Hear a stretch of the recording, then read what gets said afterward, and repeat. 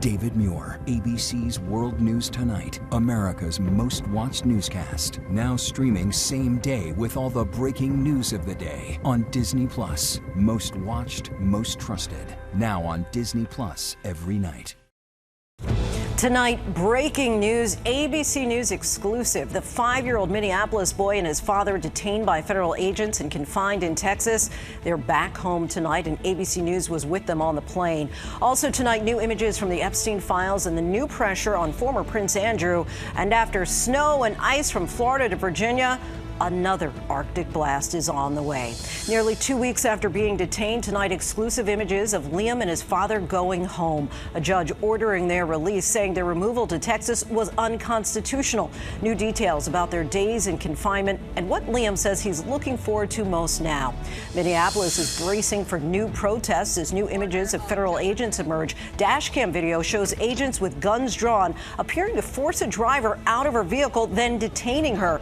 And the scenes at the Minneapolis City Park Sunday morning, a handcuffed man on his knees. New images from the newly released Epstein files show former Prince Andrew crouching over a woman, intensifying pressure for him to testify before Congress. Millions reeling from dangerous winter weather, more than a foot of snow in the Carolinas, a train slamming a truck stuck on the tracks. Tens of thousands without power, including Nashville, where it's been more than a week. And now bitter cold as far south as the Sunshine State. Meteorologist Danny Beckstrom has the forecast. President Trump had new questions about a possible conflict of interest. The Wall Street Journal is reporting that an Abu Dhabi royal secretly purchased a 49% stake, $500 million in the Trump family's cryptocurrency firm 4 days before the inauguration. The White House says the president was not involved. The FBI raids a home in Las Vegas, suspecting an illegal biological laboratory inside. 3 fraternity members under arrest after an 18-year-old was found dead the morning after a rush party. 1 week to the Super Bowl, the Patriots and Seahawks are heading to the Bay Area, an early morning rally before the Patriots headed west. The Seahawks arriving in California this evening. And with deadly cold gripping so much of the country, one man is using his vintage fire truck to help neighbors in need, giving them a lift to shelter from the cold. Tonight's America Strong. From ABC News World Headquarters in New York, this is World News Tonight. Good evening, everyone. Thanks so much for joining us on this Sunday. I'm Lindsay Davis. We begin tonight with an ABC News exclusive. We're with 5-year-old Liam Conejos Ramos and his father, Adrian, as they return to Minneapolis from a detention center in Texas. A federal judge ordered their release on Saturday after nearly 2 weeks at the facility. The boy's father calls this their, quote, freedom flight. The case has sparked global outrage as the father and son became a symbol of the harsh realities of the Trump administration's immigration crackdown. Young Liam tells us what he's most looking forward to now that he's at home. We have team coverage from Minneapolis tonight. But first, ABC's John Quinones leads us off. Tonight, 5-year-old Liam Conejos Ramos and his father Adrian are home in Minneapolis. ABC News followed them on their journey from the detention center at Dilley, Texas, where they were taken shortly after they were detained on January 20th, to what Adrian called their freedom flight, the plane that would take them back home to Minneapolis. They were accompanied by Texas Congressman Joaquin Castro, who advocated for their release. It was a day that began at 4 a.m. Adrian carrying Liam in his arms as we walked behind them down the jetway, Liam looking scared and uncertain. I asked Adrian how he and his son are doing. We're happy to finally be going home again, he says. The little boy in seat 21B getting first-class treatment by flight attendants. The chips, waffles, and orange juice most welcome. Neither Liam or his father had had a proper meal in days. The 5-year-old playing with a touch screen and clutching his big yellow stuffed toy, a Pikachu. Liam, mira acá. Liam, who had never flown before, getting to meet the pilots in the cockpit, pretending to fly the plane, earning his junior pilot wings. Wings just like mine. The 3-hour flight, just a normal journey for most of us, but for this father and son, it was the end of a 12-day ordeal.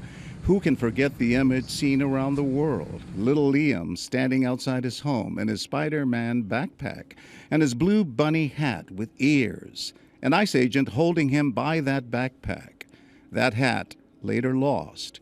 Witnesses watching as ICE agents detained his dad. The Department of Homeland Security responding, saying ICE did not target or arrest a child, claiming that agents went to arrest the father. He fled on foot, abandoning his child. For the child's safety, one of our ICE officers remained, and the father told officers he wanted the child to remain with him. But Adrian says he didn't run, but was walking a few feet ahead of Liam so that he could alert people in the house to what was happening. I would never abandon my son, he tells me. While in detention, Adrian says Liam suffered from stomach aches and vomiting, but that no medication was provided. He says his son also had nightmares and would wake up asking, "Are the police coming back to get us?" The father's message to DHS and President Trump? Rule with compassion, he says. Have a heart, especially when it comes to children. The family still has a pending asylum claim, but no order of removal. Liam arriving in Minnesota, smiling, and with a new blue bunny hat, just like the one that was lost. Tonight in Minneapolis, it's a family reunited. Before we parted ways, little Liam told me he looks forward to going back to his pre-kindergarten class. But before that, Lindsay, he says he just wants some pizza. Lindsay? With a child's heart, John, thank you. Officials are reviewing videos of violent clashes involving federal agents in Minnesota. Let's get right to ABC's Ike Ejiochi in Minneapolis again tonight. Ike, what's the latest? Lindsay, it's been just a week since the death of Alex Preddy, and tonight officials are reviewing more violent encounters with federal officials. I want you to take a look at this dash cam video. It's from Thursday, and it was obtained by NPR News. It captures officers with guns drawn, pulling over a driver just south of Minneapolis, forcing a woman out of her car before detaining her. The St. Peter, Minnesota Police Department later helped that woman get home after agents dropped her off at the station. DHS says she was disrupting an operation. And earlier today, federal agents detaining a man in a Minneapolis city park. The agents deploying pepper spray as bystanders confront them. The man bleeding from the mouth, telling them his stomach hurt. It's unclear why he was arrested. An eyewitness describing the man as a neighbor. ABC News reached out to DHS, and we've yet to hear back. Lindsay? Ike, thank you. Britain's former Prince Andrew is facing growing pressure to appear before Congress and testify about his relationship with convicted sex offender Jeffrey Epstein. This comes after new images of the former royal were revealed in the latest release of Epstein files. ABC's investigative reporter Olivia Rubin has more. Tonight, pressure building on Andrew Mountbatten Windsor following the release of millions of pages of Justice Department records on notorious sex offender Jeffrey Epstein, including these photos, undated and lacking context, showing the former prince crouched over a young woman. House Democrats had asked the disgraced royal to appear for questioning in November as part of their ongoing probe of Epstein's alleged accomplices, but lawmakers say he failed to respond. Now, UK Prime Minister Keir Starmer weighing in, saying, "I have always said anybody who has got information should be prepared to share that information in whatever form they are asked to do that." Andrew, just one of several prominent figures across politics, finance, and tech, now mentioned in the files. The DOJ withholding more than 3 million additional pages of material for various reasons. We're waiting for a judge to say we're allowed to release because of a protective order. But this review is over. But Representative Ro Khanna pushing for more. This is the most documents that we have seen released so far in history, but it is not good enough. Mountbatten Windsor faced allegations of abuse from one of Epstein's most vocal accuser, Virginia Giuffre. She claimed Epstein trafficked her to Andrew and that he sexually abused her when she was under 18. He knows exactly what he's done, and I hope he comes clean about it. Giuffre died by suicide last year. Now, stunning new allegations. A second woman reportedly claiming she was trafficked to Andrew by Epstein. Her attorney telling the BBC the encounter allegedly occurred at the former prince's residence, Royal Lodge, in 2010. The woman was in her 20s at the time. Andrew has not yet responded publicly to those accusations. Andrew, meanwhile, has repeatedly denied Giuffre's allegations, but he paid to settle her civil lawsuit without admitting wrongdoing in 2022. I have no recollection of ever meeting this lady. None whatsoever.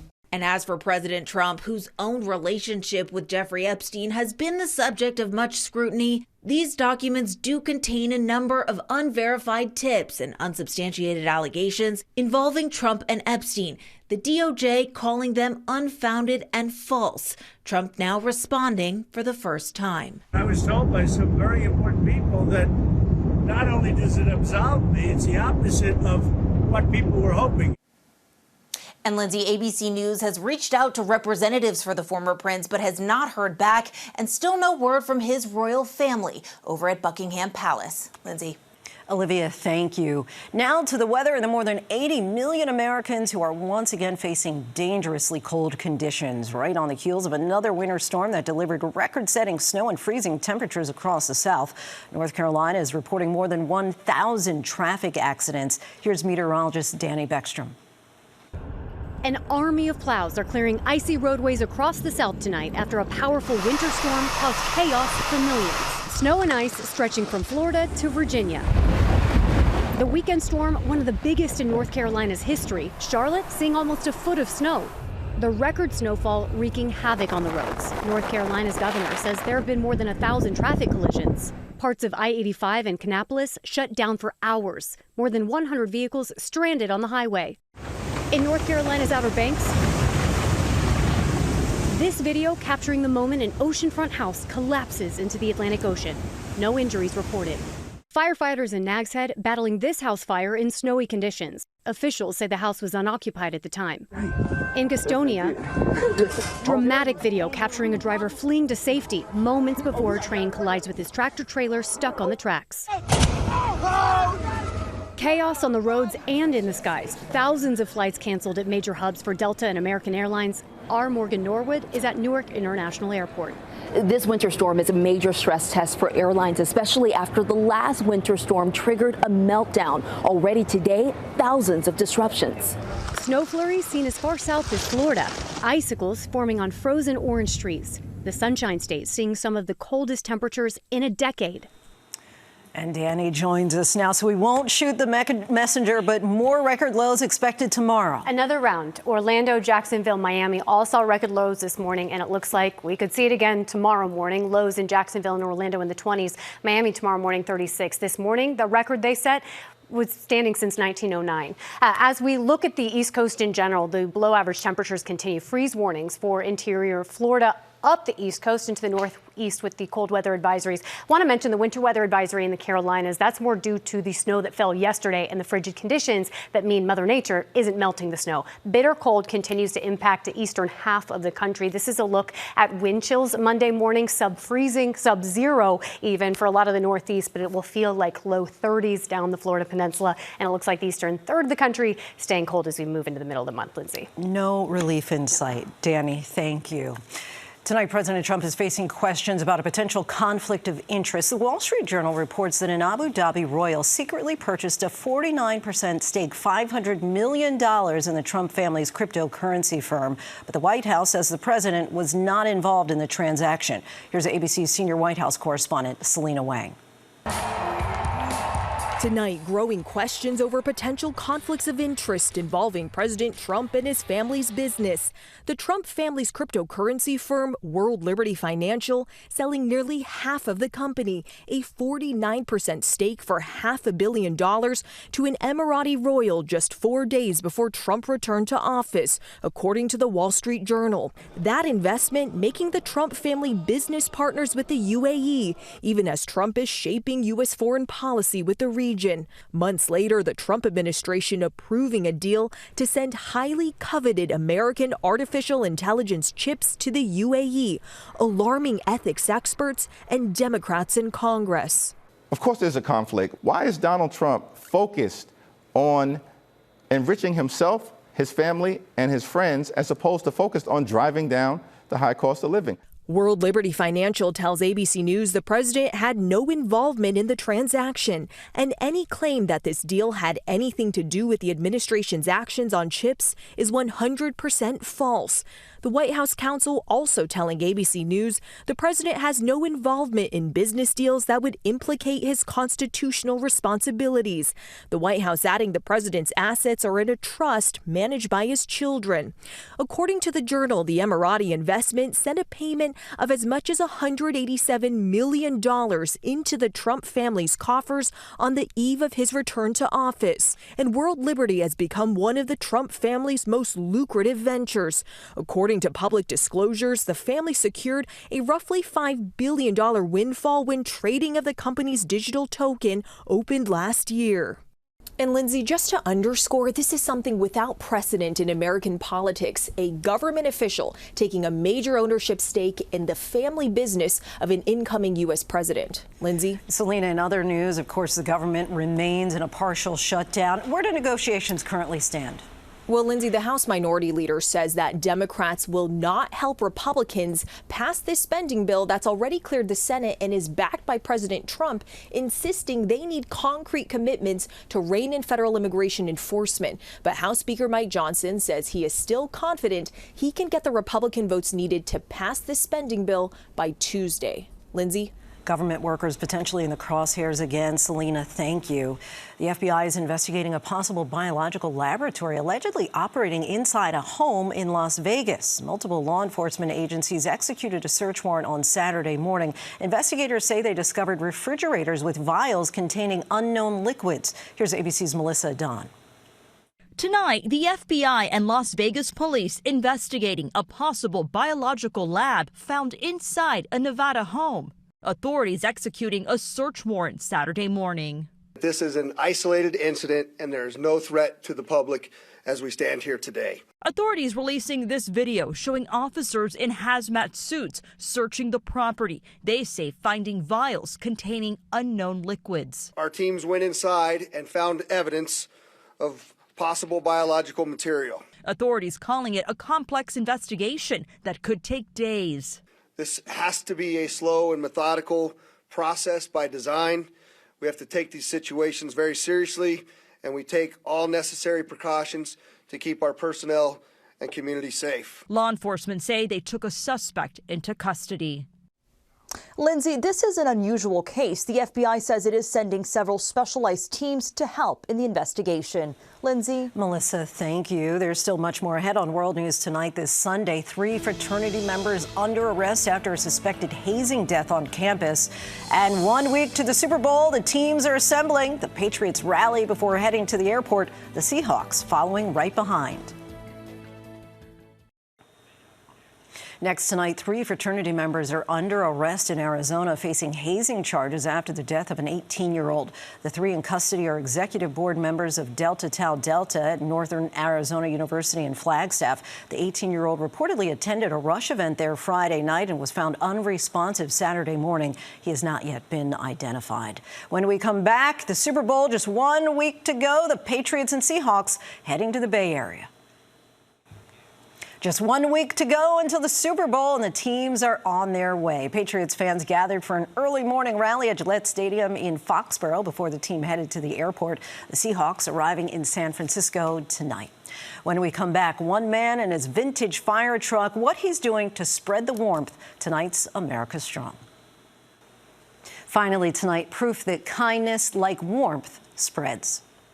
In Tulsa, Oklahoma, one man is pushing through ice-slick streets, not for work, not for recognition, but because the cold has made compassion urgent. As temperatures plunged, Ryan Duvall saw more than frozen roads. He saw neighbors with nowhere to go. I saw a need for getting people out of the cold. I know someone staying outside, I wouldn't be able to survive it. He's turning this vintage fire truck into a lifeline. Okay, we're on our way. While he's not a first responder, on these streets, he's answering the call anyway. A good Samaritan searching for people trapped in the deadly cold. You do need to get to a shelter, so that's what I'm here to provide. And a quiet promise that warmth awaits. Ryan bought this nearly 40-year-old truck at a government auction 2 years ago for $1,500. At first, it was meant for a small business, but it sat unused until winter demanded more. In just the past week, Ryan's helped nearly 80 people, and now his community is donating blankets, food, and gas to help him help others.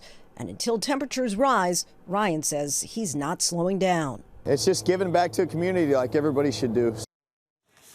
Grateful for people like Ryan. David Muir back here tomorrow. I'm Lindsay Davis. Good night. David Muir, the most trusted anchor in America, the most watched anchor in America. Thank you for making World News Tonight with David Muir the #1 newscast in America.